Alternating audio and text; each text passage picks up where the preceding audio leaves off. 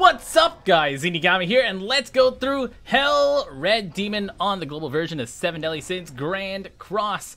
Now, the Hell difficulty of this fight is going to cost you 28 stamina. It's also going to be the way that you get these alluring perfumes, which you use to level up your cosmetics. You get more base stats on them with these perfumes. If you're hosting a raid, you're guaranteed one, and by participating, there's an 8% chance that one drops for you in any Hell difficulty raid. So on these Hell raids, the biggest thing about the Red Demon is we're going to want to get rid of this stance of his. The stance of his is very, very dangerous. It always reduces damage taken by 30%, and on the 3 different phases, it does something else. So first, it increases his health, then increases his defense, then increases his attack. But that 30% damage reduction is pretty big, especially when his defense is double what it used to be, now up to 20k defense, and his health is double what it used to be, which used to be 370k-ish health, now up to 600k health on the difference between extreme and Hell difficulty.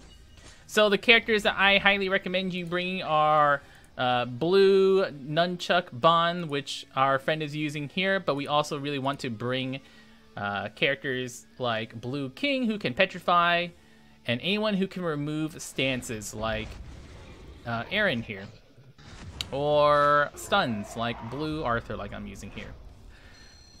Would I recommend Lilia?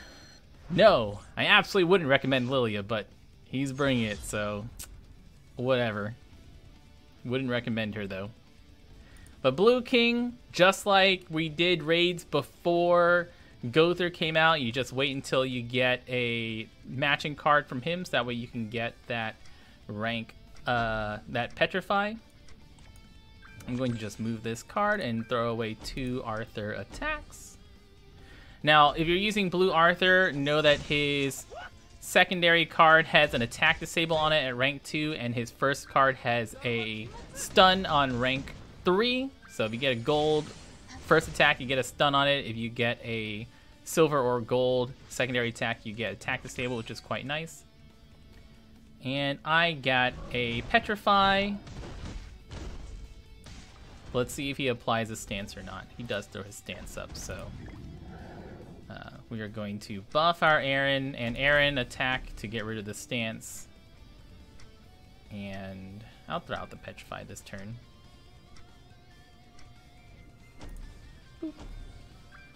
So, Red Demon is a very, very slow fight. His 3 stages are ridiculous now, since they, in total, give him so much more health compared to the extreme version. Like, he'd be dead by now in extreme version. Now we just gotta sit through this Hell stuff. We can always attack disable him with Arthur, which is nice. I'm actually just going to get my ult here instead of freezing. Again, I'm a lot more worried about his stance than the actual damage of Red Demon. Red Demon's damage is fairly low, and whenever we do stuff like attack disable him with Arthur, it reduces a lot of his options for what he can do to deal damage to us. That's fine. We have heals for a reason. Yeah, that's his only attack he can do. So that's just a health increase, so it's not that much. I'm going to heal, I'm going to attack, and I'm going to buff after the attack because that's a misplay. Should have buffed first. Doesn't matter. It should be dead. It should be fine. What's the worst that can happen? Phase 2, we got all our ults ready. We'll just pop them on phase 2, and phase 3, we start all over again. Well, it's just a long fight. A long, long fight. If you're using the other blue bond is okay, but worse on the Red Demon, basically in every single way. You just really don't want the other blue bond compared to this blue bond. That one is the extort, so that will extort some stats from him. I'll pop that, I'll pop that. And I don't need to worry about petrify here. He should either be... He might actually be dead here with how many times we're ulting him.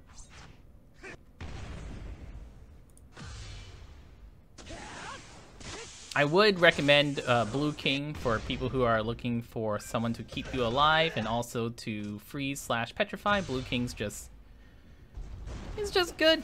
He's got the heals, he's got the petrifies. He's got some decent damage on his ult, especially since a lot of people have gotten those Blue King ults up from PvP already. And Aaron, if you got him, since a lot of people have Aaron with 6 ults, that's more free tons of damage from his ults. Phase 3, remember his stance. Phase 3 stance on the Red Demon is the only stance that doesn't make him tankier. This Phase 3 stance is going to actually increase his attack and not increase his health or defense. So you can actually ignore the stance this time around. It still reduces the damage, but it's not as tough to work around as the first 2 stages with the health and the defense increase. You still don't want to have it on him since it does double his damage. But usually you can have some sort of attack or debuff disable to stop him from doing more damage to you. Ooh, tier 3 attacks. I like that. I'll pop that boy. And I'm going to move and attack here so I can get my Aaron ult to finish things off.